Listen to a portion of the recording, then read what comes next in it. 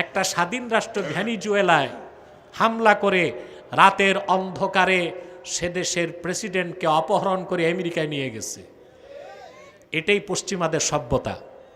আন্তর্জাতিক আইনকে বৃদ্ধাঙ্গুলি দেখিয়ে, জাতিসংঘের মতামত না নিয়ে স্বাধীন সার্বভৌম রাষ্ট্র ভেনিজুয়েলায় হামলা করে সে দেশের প্রেসিডেন্টকে রাতের অন্ধকারে তার স্ত্রী একটা নারীকে অপমান করে বন্দি করে আমেরিকায় নিয়ে যাওয়া, এটা সভ্যতা নয়, এটা পশ্চিমাদের সভ্যতার খোলসে ডাকাতি, সন্ত্রাস আর অসভ্যতা ছাড়া আর কিছু নয়।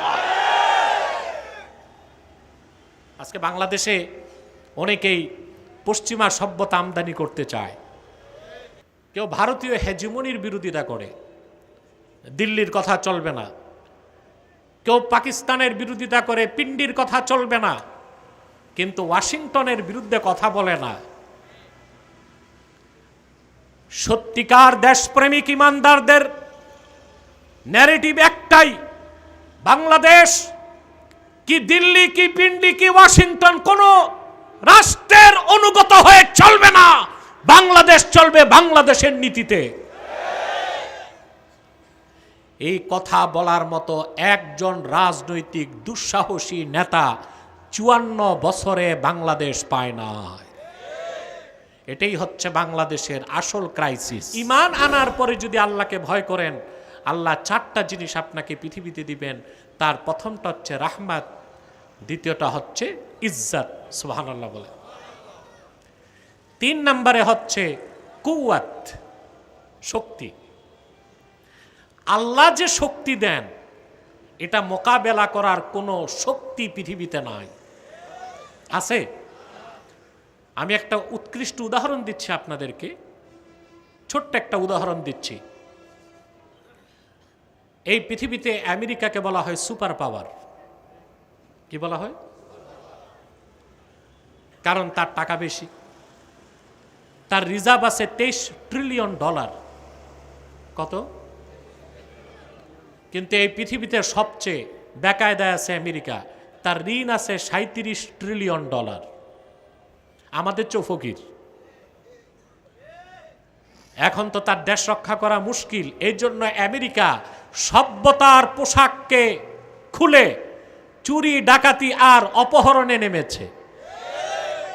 আপনারা দেখছেন এই সভ্য দুনিয়ায় একটা স্বাধীন রাষ্ট্র ভেনিজুয়েলায় হামলা করে রাতের অন্ধকারে সে দেশের প্রেসিডেন্টকে অপহরণ করে আমেরিকায় নিয়ে গেছে।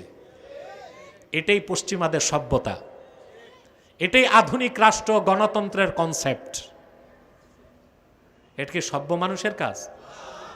আন্তর্জাতিক আইনকে বৃদ্ধাঙ্গুলি দেখিয়ে, জাতিসংঘের মতামত না নিয়ে স্বাধীন সার্বভৌম রাষ্ট্র ভেনিজুয়েলায় হামলা করে সে দেশের প্রেসিডেন্টকে রাতের অন্ধকারে তার স্ত্রী একটা নারীকে অপমান করে বন্দি করে আমেরিকায় নিয়ে যাওয়া, এটা সভ্যতা নয়, এটা পশ্চিমাদের সভ্যতার খোলসে ডাকাতি, সন্ত্রাস আর অসভ্যতা ছাড়া আর কিছু নয়। আজকে বাংলাদেশে অনেকেই পশ্চিমা সভ্যতা আমদানি করতে চায়, ঠিক কিনা? পশ্চিমারা বুঝেছে যে ক্রুসেড বা ধর্মযুদ্ধের মাধ্যমে কোনো রাষ্ট্র দখল করা যাবে না। মুসলমানদের কাছে তারা হেরেছে। এখন তারা চাচ্ছে মুসলিম রাষ্ট্রগুলোতে পশ্চিমা সভ্যতাকে এক্সপোর্ট করতে। কি করতে?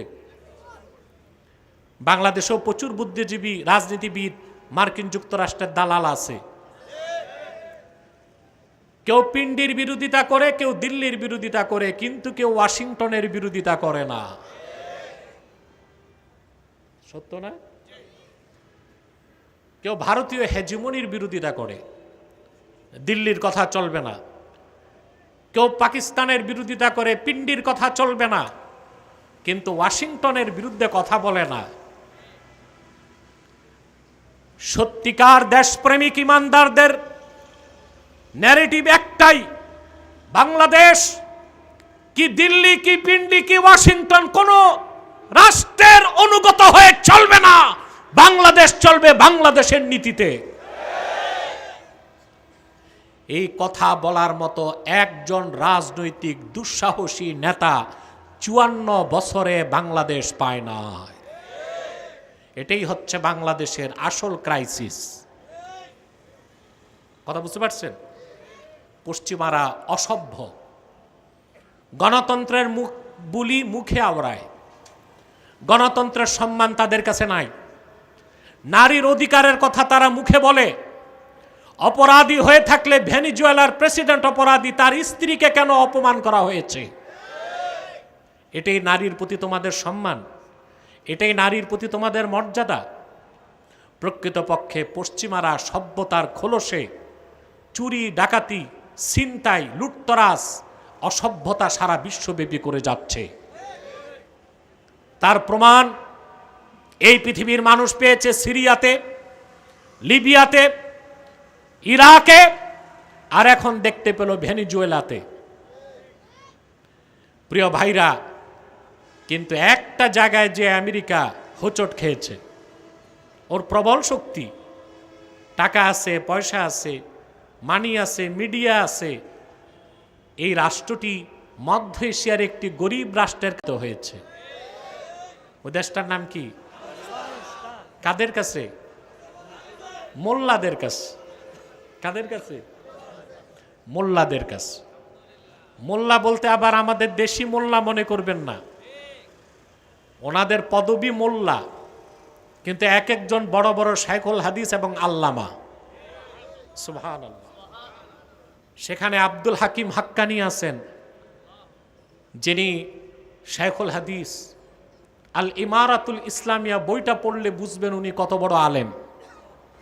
বুখারী শরীফের সরা লেখছেন ৮ খণ্ডে।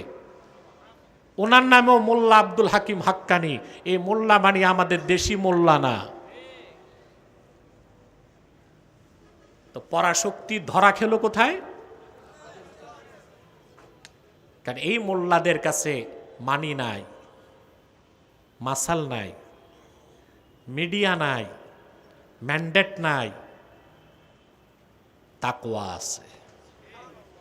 সুবহানাল্লাহ বলবেন না? কি আছে? তাকওয়া। তাকওয়ার কারণে আল্লাহ তাদেরকে যে শক্তি দিয়েছেন, এই শক্তি মোকাবেলা করার কোনো অপশক্তি পৃথিবীতে নয়।